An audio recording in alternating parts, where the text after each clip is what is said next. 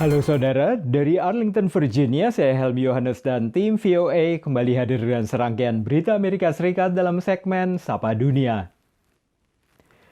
Pusat Pengendalian dan Pencegahan Penyakit Amerika Serikat memperkirakan jumlah korban meninggal akibat COVID-19 di Amerika akan melonjak menjadi 182.000 orang pada akhir Agustus. Saat ini, tingkat kematian meningkat di 35 negara bagian Amerika dan Puerto Rico. Kasus COVID terus melonjak di Amerika Serikat dan Badan Pengendalian Pencegahan Penyakit CDC membuat estimasi suram. Hingga 22 Agustus nanti, korban meninggal akibat COVID di Amerika diperkirakan mencapai 182.000 orang. California menjadi negara bagian pertama dengan kasus terkonfirmasi mencapai 500.000 lebih. Angka kematian harian di California juga mencapai rekor tertinggi Sabtu kemarin. Di Danau Tahoe, warga California prihatin terhadap adanya rombongan besar anak-anak dari kelompok gereja yang datang dari Bay Area tanpa mengindahkan aturan jaga jarak sosial. Sementara Texas telah melampaui New York dalam jumlah kasus total. Rumah sakit Stark County Memorial membentuk komite etika untuk menentukan pasien mana yang berhak mendapat perawatan. Di Georgia, meski jumlah rawat inap dan kematian meningkat, tapi para orang tua melakukan unjuk rasa menuntut agar anak-anak mereka boleh masuk sekolah lagi. Sementara pejabat di New Jersey memperingatkan ancaman COVID itu nyata dan melakukan penggerebekan terhadap pesta, termasuk salah satu pekan ini yang melibatkan 700 orang yang tidak mempedulikan jarak sosial. Amerika Serikat memutuskan menarik hampir 12.000 personel militer dari Jerman menyusul permintaan Presiden Donald Trump untuk mengurangi kehadiran pasukan Amerika di luar negeri. Menurut Pentagon, reorganisasi ini akan menguatkan keamanan Amerika. Tapi pengamat cemas, langkah ini justru melemahkan karena berlangsung di tengah menguatnya Rusia.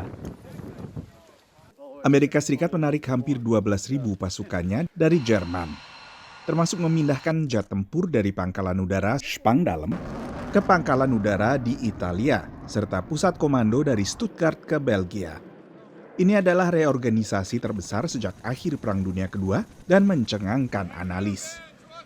These changes will achieve the core principles of enhancing U.S. and NATO deterrence of Russia, strengthening NATO, reassuring allies, and improving U.S. strategic flexibility and EUCOM operational flexibility.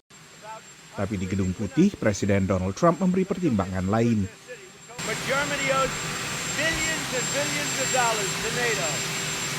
And why would we keep all of those troops there? And now Germany's saying it's bad for their economy. Well, it's good for our economy. Germany is delinquent. Perubahan ini menurut sejumlah pakar justru memukul hubungan AS-Jerman, melemahkan NATO dan memberi angin segar kepada Rusia di bawah Vladimir Putin.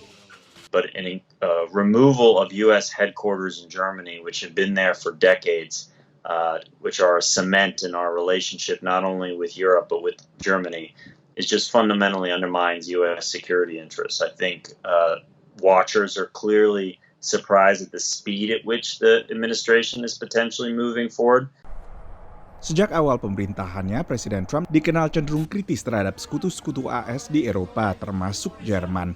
Dan ini terlihat dari hubungan dinginnya dengan kanselir Jerman Angela Merkel selama ini. Demikian laporan tim VOA. Beralih ke deteksi dini penyebaran COVID-19 dengan memanfaatkan jam tangan pintar.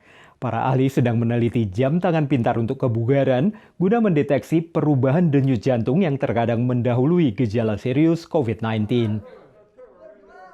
Scripps Research Translational Institute di San Diego, negara bagian California, meneliti kemungkinan deteksi dini COVID-19 memanfaatkan jam tangan pintar Fitbit. I'm participating in the study because myself, I have family members that are affected by COVID, and I would love to help anybody else so their family doesn't have to go through what my family is going through. Penelitian Stanford University juga di California menggunakan juga Fitbit dan teknologi wearables kebugaran lainnya. Yeah, that's my Garmin and my app on my Fitbit, and here's my Oura Ring. So I don't know if you can see that, but yep, I've got them all there. Penelitian Stanford melibatkan 5.000 pengguna produk pintar pelacak kebugaran. In about 80% of the cases, we can see heart rate go up when someone gets ill.